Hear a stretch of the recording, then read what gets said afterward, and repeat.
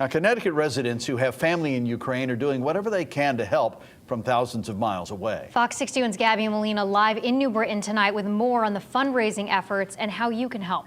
Gabby. Brent, Jen, there are all sorts of supplies being collected here in Connecticut that will soon be shipped to Ukraine and go right to the people that need them. For those with ties to Ukraine living in Connecticut, the past several days have been a nightmare. There's a war in my country. So I've been crying, I think, 5 days nonstop. And then after that, we were like, we have to do something. Vita Horish has family in Ukraine. What started as an effort to get them the items they need quickly turned into something bigger. She and her partner put the call out to try to help as many people as possible. This is a war being fought by soldiers, but mostly by people just like you and I. Every day there's a lot of sadness and anger.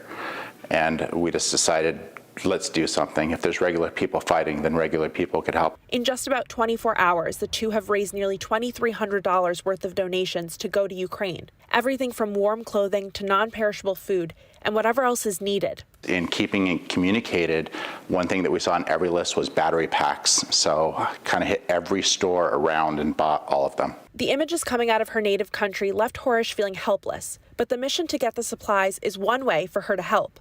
It hits close to home for her friend Katerina Pushkar, too. She's collecting medical supplies to send to Ukraine. Because so many wounded people there, and they need help, medical help, for doctors, for nurses to do their job. We're just really begging hospitals and healthcare facilities to help us with supplies. She works with the nonprofit Maidan United. Her hope is that they'll find what they need soon, because the situation is dire. We cannot wait for week, 2 or months to get it. We need to get it as soon as possible and ship it because it's take a while to get there.